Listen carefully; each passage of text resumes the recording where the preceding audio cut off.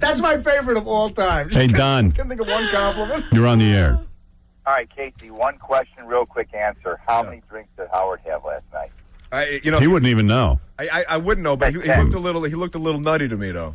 I didn't run into you until later. You didn't show up till later. Yeah, but you looked like you had a few. I had 2 with Artie, but I have a nice big tumbler. I had about 2 glasses of vodka out there and another one. I had 3. I'm being I don't honest. even drink a straight vodka, Howard. No little splash? Yeah, I think there was a splash in there. You could hardly see it. Yeah, you had at least 2 at dinner when we were eating. Yeah. And you had another one on the floor? No, that's it.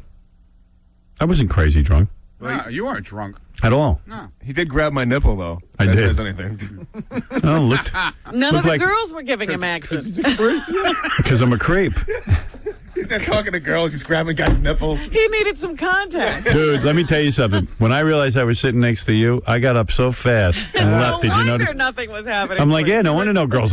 Every chick's over at KC's corner because he's actually good looking. You think they're coming to you? They're Yeah. coming to the guy next You know to how pathetic it was? I had a stack of money. I had a stack of money 2 feet from him. Didn't help. Yeah, but you had yours thrown all over the table. Well, yeah. They were just like walking over and helping themselves. Well, let's ask the There was this pertinent little question. table there. Yeah. He took all his money and just threw it on the table. I It's just like- said, yeah, broads, go over there. So they go, oh, that's our money. I go, what? She goes, that's Artie's money. But that's ours now. Yeah, you gotta have it. No, you got to put it in your pocket and dole it out. Yeah, between that and Artie cursing at the person who was playing the music, like there was an 80s song, like one of those like dance 80s songs, and Artie goes, Oh, who let I was- Richard Simmons play the jukebox or whatever. Well, wait a second. I was in the other room across from you. I didn't know you were carrying on. When I heard we built this city, I go, where are we, in a gay bar? Was that a case? Same Yeah. We That built was the this one. city. We built this city. I go, how's a chick dance to I this? go, what the hell is that? Yeah, How what's about a that little about? Van Halen or something? I went out and told Lonnie, I said, you ought to destroy that. He goes, that'll never be heard here again. He's a great guy. We had a great time. No, So it- let me ask KC a question. Awesome time. You still have to pay for these dances and all this attention. Of course, yeah. Believe me, he wouldn't. He knew what he was doing. If I had that face and body, believe me, I wouldn't be paying for anything. Dude, by the way, that food there is Oh, just it's awesome. amazing. It's great. It It is. is sick. That's the secret. That's the hidden secret. I told think. you, Grillo used to tell me How'd you like that platter of restaurant. lox? Somebody was monitoring the show yesterday, obviously. Yeah, and I think Lonnie's real name is Alain Ducasse. I'm telling you, what a spread.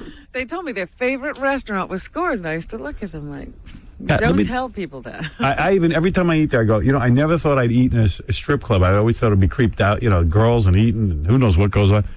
Man, it's good. And when you tell somebody, oh, the food's great, yeah, right, yeah, okay, yeah, you No, go there it's for the good You go food. there for the food, right, yeah. Well, Ronnie turned me on Well, to you don't that. go there for the food, but you're pleasantly surprised when you do Right. eat there. This food is awesome. Man. Yeah.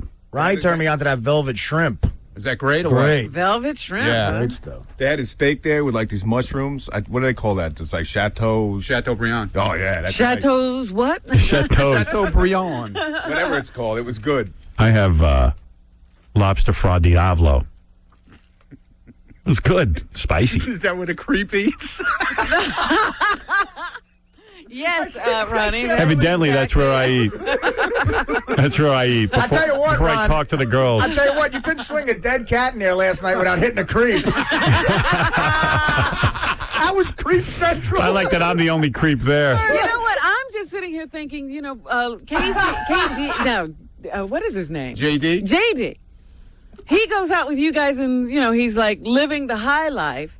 And then apparently he had to leave there and walk all the way across town To the subway. to a train, and he got completely soaked.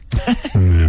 He went from king to pauper. Yeah, to pauper. And just that meant, the second he steps out. Well, Howard, you said something really funny. You walked into the room, and the room was literally like 10 strippers. It was me, Benji, Ganji, and I think JD. And you said, Right. Girls, I packed it with hot guys for it.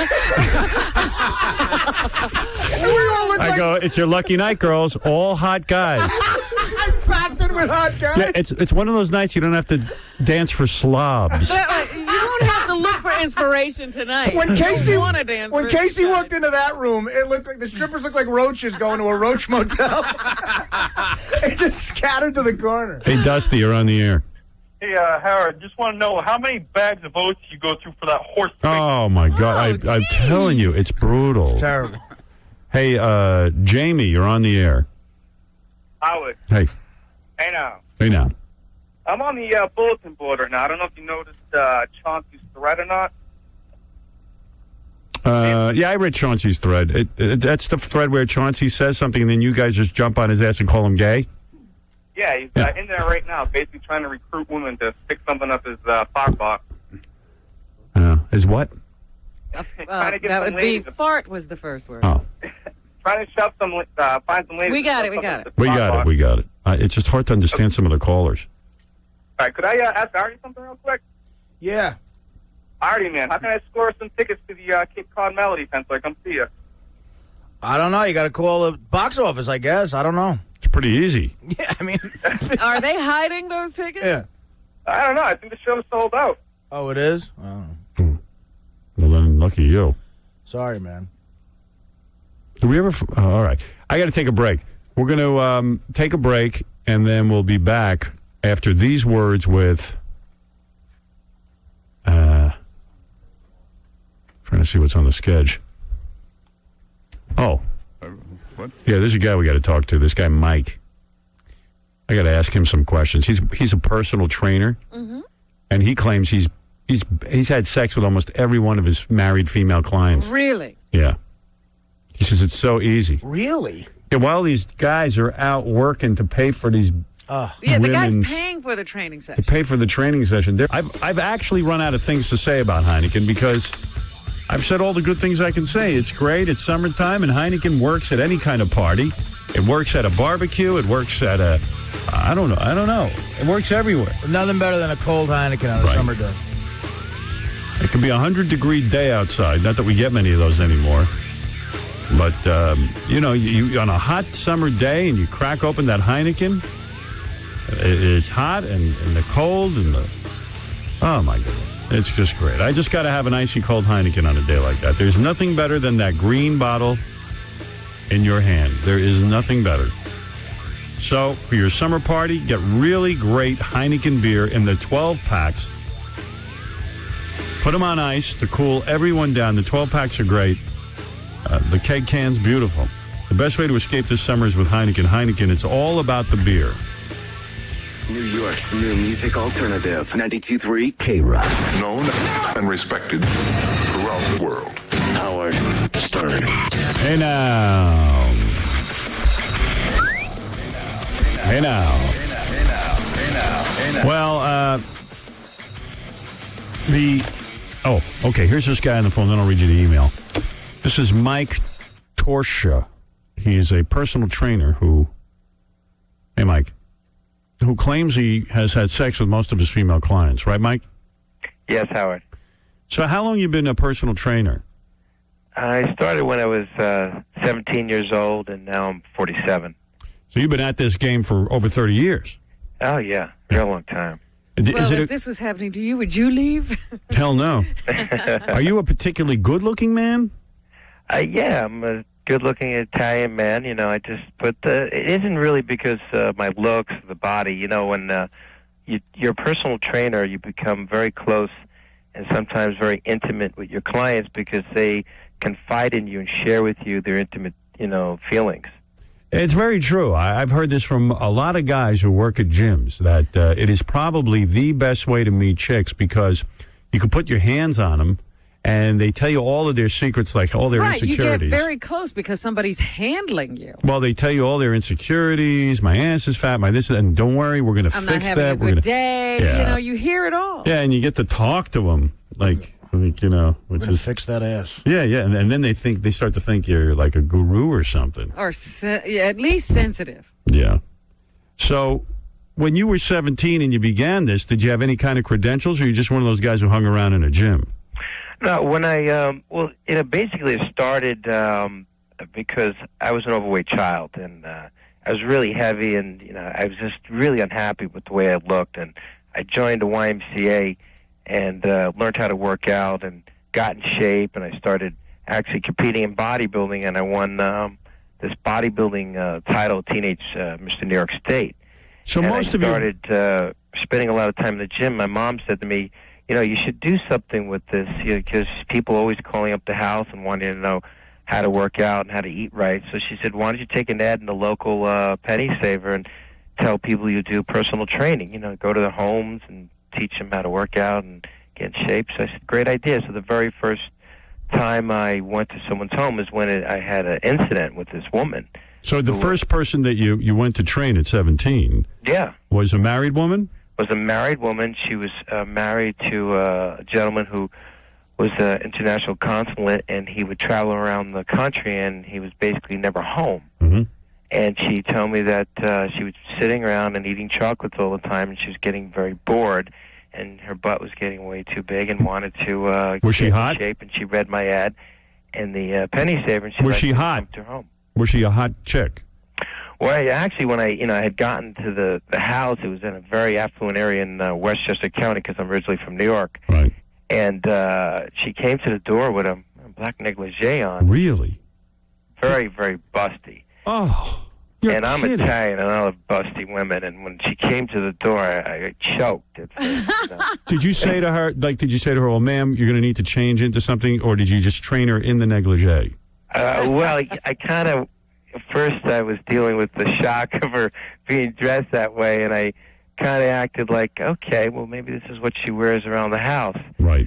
So she invited me in and said, why don't we sit down and have coffee, and I'll tell you what I need to do. Well, when you say she was in a negligee, I mean, was this a good-looking woman? It was a very beautiful woman. She actually was very exotic looking, and she had long, straight black hair, green eyes like a cat, and I mean, I didn't see anything that was a problem with her body. Yeah. So she said, look, I need to tell you what I need. Yeah, I need to do with this body of mine. All right. And what did she say? I want sex? No, she sat down and said, I want to firm up my body. And as she's saying firm, she's caressing her breasts. Oh, and I'm 17 years old, and I'm sweating like crazy now going, what am I going to do? Because this is my very first client. Right. And 17 years old, even though I had a built body, I still felt like that fat little kid inside because I was feeling, I didn't have the confidence yet, but I still wanted to, do something with my weightlifting. So I figured, well, maybe this is a good way to make some money. But oh my God, this woman's feeling her breasts and she's wearing this see-through little negligee. And were you a virgin? No, at that time I wasn't, but I certainly was still intimidated because this woman was incredibly beautiful. And how old was she? She was about, I'd say at the time, to me, she seemed about like 28, 30 years old. So then what happens? Do you train her after that, or do you... Well, what happened was, unfortunately, she told me what she wanted to do, and she said, just tell me, what we'd have to do. So I started really panicking because, at that age, you're still not sure what to do. So I told her, well, this is what I can do as we're chatting, because we started just talking about things in general. But I said, I'll tell you what I can do. I can get a multi-exercise bed and some dumbbells and a mat. And when I said mat, she goes, oh, a mat. Yeah, that'd be good. What would we do on the mat? She was insinuating things through it. Every time I tried to talk very professional, she started skipping over into this other dialogue. Yeah, like she'd be like, skipping over. Dialogue, I like that.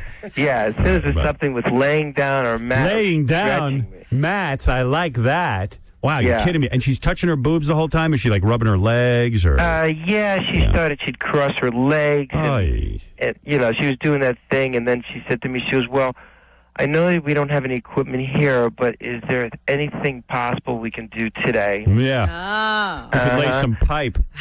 So I said to her, well, do you have a big towel? And she says, well... Oh, a towel. I like that. So, yeah, you go... So she goes, yeah, I have a towel. Yeah, so she said, okay, well, what would you do that? I said, well, we could put it on the floor. She goes, honey, no, not on the floor. I don't do it on the floor. So I said, well, do you have an area we can stretch out? She goes, yeah, come on. And she took my hand, and she took me into the bedroom. Takes your hand. Yeah. Wow. And she said, we could do it here on the bed. She patted the bed. And now I'm starting to sweat. I was really nervous. At 17, I was going, oh, my God, what am I going to do here? So I acted like, okay, I'm cool with this. Maybe she just doesn't want to lay on the floor because it's too hard and it's dirty. Yeah. Now women get that way. Yeah, sure. Yeah. So I'm going along with it. And I started rotating her hips and telling her relax and breathe. And she goes, oh, that feels so good. And she goes, I don't stretch, and I definitely need to do this. You've really got good hands. And she's still in the negligee. And she's still in the negligee. So every time I'm pressing her thighs into her chest, her breasts were just popping out of her top, and I was going nuts. Right. So I stretch her out, and then I started saying, this is not cool, because I started getting nervous. Maybe the husband will come home. I don't know what's going on here. Right. Is this a trick? You know? Yeah, you're a kid. So I basically said, okay, well, this is just a taste of what I do, and I'm going to talk to the equipment company about getting you some stuff for the home, and I'll come back and we'll do a workout. She goes, I look forward to it. And then basically she said, just let me know what you need, if you need any money now. I said, no, I'll just I'll pick it up and I'll just get you a bill. And she said, great. And she gave me this incredible hug when we had gone to the door. I mean, her just breasts were pressing against my body, and I was just trembling at that point. Right. And she gave me a kiss on the cheek, and she said, well, call me. I'll be waiting for your call. I said, I will. I went home, and I told my mom. And dude. Crazy. You told your mom. My mom, my mom was waiting. She was, so how'd it go? I go, well, great, but she wants me to train her, and she wants me to get equipment, and she's really sweet, and she's really great. But she goes, well, why are you so nervous? You're sweating, you're soaked. I go, and then I had to tell my mom. You're kidding me, man. No wonder a lot of these older women who want to have sex, they're afraid. Everyone goes home and tells their mother. These little boys always tell. They always tell. God damn it. I messed up, right? So your mom never let you go back again? No, well, what happened was she told my dad, and my dad, was a tough Italian, he was really strict, and he says, I don't need some guy coming over here with a shotgun trying to shoot us because you're fooling around with his wife. He said, so forget it. You're not going back. So now, let me ask you a couple of quick questions here, because you're an interesting guy. So out of all, how many clients you figure in your lifetime you trained who are women? Over 30 years. All right. I mean, there's hundreds and hundreds of women. Hundreds of women. Years. All right, hundreds of women. What percentage of them were married women that you banged? I'd say over a period of time, listen, they asked me over a period of time. See, the beginning of my career is when I was this real wild man, because after I got out of the house, forget about it. All right, but answer the question. How many women brought you into the house? Well, there's been, as I mentioned in the article in Newsweek, there was over 40 women that I've had, relationships with that were married, because I found in my business over 50% of the married women, female clients, have affairs with their trainers. I tell you, very prevalent 50%. That over the years that these women wanted to have their fantasy, live out their dark, deep secrets and sexual fantasies, and they found that, hey, here's a guy that listens to me. Right. He's attentive. He tells me how great I am, but they don't realize we're being paid for that. You know what I'm saying? Yeah, but let me ask you ever do any pigs, or are they all hot chicks? No, I just couldn't do that. I've just, I like women with big breasts, so if they're a little bottom heavy, as long as the top was bigger than the bottom, I was okay with it. Right, and like with certain sexual acts, sometimes all you see is the top of their head anyway. Yeah, but I just don't want a mudslide, Howard? Understood. Hey. Well, do the women just want to please you? Is that what's going on here? They were getting off on just the fact that they would try to take control, and they would try to be very... the thing is I found is women first need to connect emotionally. And once they're emotional, they're animals. Yeah. They get the physical side kicks in, and they want to bite, they want to pull your hair, they want to be slapped, they want to do all the things they don't do with their husband. And you never got caught? No, I got some close calls, but luckily I didn't get caught. But what happened was, I was at this time, in my early 20s, I was personal training Roy Cohen, the very famous attorney that had passed away many years ago. Don't tell me you did him. No. Right. But I was personal training him, and he told me one time, he said, listen, I have this woman from Florida, and she's going through a rough time for her husband. She needs a break, and it doesn't look like it's going to work out, and I may be handling a divorce. Can you train her, keep her busy, take her bike ride, and whatever you got to do in Central Park, just keep her out of trouble. I said, okay. So after about 3 days, we're working out. One day she says, why don't you come up to my suite, have a bite to eat. You're such a great guy. I don't have anything to do. I figured, well, okay, why not? So I go up there. And was she hot? Oh, she was totally hot. She was from Miami. She had a golden tan. She was from Cuba. She had that heavy accent, large breasts, double Ds. Wow. Incredible body. She was about 32, 34, but she still had it going on. So I go up there, having some filet mignon and lobster tail for me, and I was like, wow, this is great, Right. So she puts on something comfortable. And she my back is so sore from that bike ride in the park and working out. Can you rub it? And I said, sure. And of course, we would flirt throughout the whole time we were together. So she lays down, and I get some lotion. I'm rubbing her back, and before she knows, she says, let me just take the bra off and snap it. Well, all of a sudden I'm rubbing her back, and she starts to flip over, and there I see those incredible breasts and those beautiful blue eyes, and we start kissing, and all of a sudden, so every day, forget about the workout, it was going to the suite. And you know what I'm saying? Her. Wow, that's unbelievable. So what do you charge an hour? Well, let me just finish the story, though, Howard. You're going to love this. Oh, go ahead. So this is what happens. And this is a common thing that most of these women do, which got me in so much trouble with. Now, she goes back to Miami. She has an argument with the husband. The husband says, listen, we're not getting divorced. It tells me I'm going to have to give you half of everything. You're not getting half of everything. That's it. You're going to accept it. I've got this young girl. I'll take care of you, whatever. You're over the hill now. You're rushed up. You're not like the woman I met. Yeah, she's 32. So she tells him. Right. She goes, Get it? well, you know what? I had the best time of my life. I had multiple workouts, which you never did for me. And it was a Royce trainer. Oh. And this guy was a copper with a little Casey family. So 5 in the morning, Roy's assistant goes to Mike. Car's coming to pick you up. We're going to take you somewhere. You got to get out of town. You were with this woman. You shouldn't have done this. And now he's sending the crew up to take care of you. You got to get out of town so Roy can squash it. And that's how I ended up in California. Wow. I moved to California. So what do you charge an hour to train one of these fellows? $150. I go to the house, and I spend about an hour, and it's $150 for the hour. So these house frauds not only do you, they give you $150. Well, yeah, I mean, that's how it was in the beginning. Of course, that's the past, because in order for me to be a professional, let me tell you something. They'll pay you, but once you start sleeping with them, the money stops, believe me. They all of a sudden they expect, well, wait a minute. You're not a man whore. Nah, no, so I decided, Do any of these people ever get in shape? I mean, I wonder. Yeah, does the husband ever notice that his Let me ask you for all this training? Give me some advice here, and let me ask you a point-blank question. Okay. Is a guy a jerk if he lets his wife train with a personal trainer alone in the house, another man?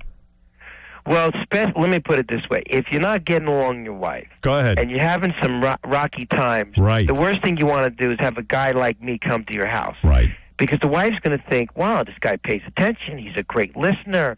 He looks at me. He talks to me. He cares about my day, all the things. But she doesn't understand. We're paid to right. do this. That's his job. Stu, you're on the air. You're on with Mike Torchia.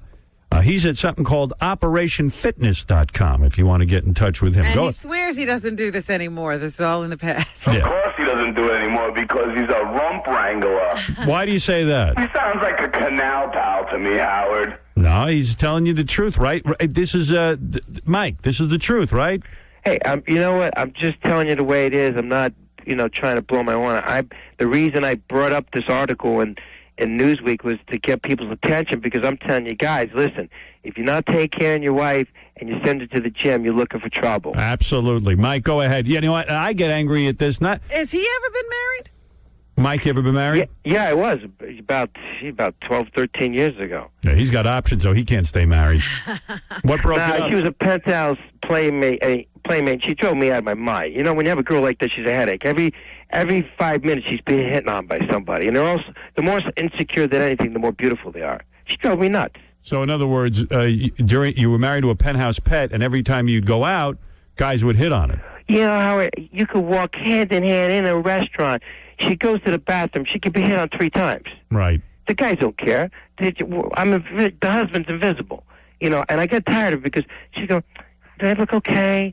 I think my ass looks fat, doesn't it? I was going out of my mind. Right. She's so hot, but I was like, I can't take this girl. She's so nuts. She was so insecure that she needed that validation. And it was sooner or later. And after being with these married women, with these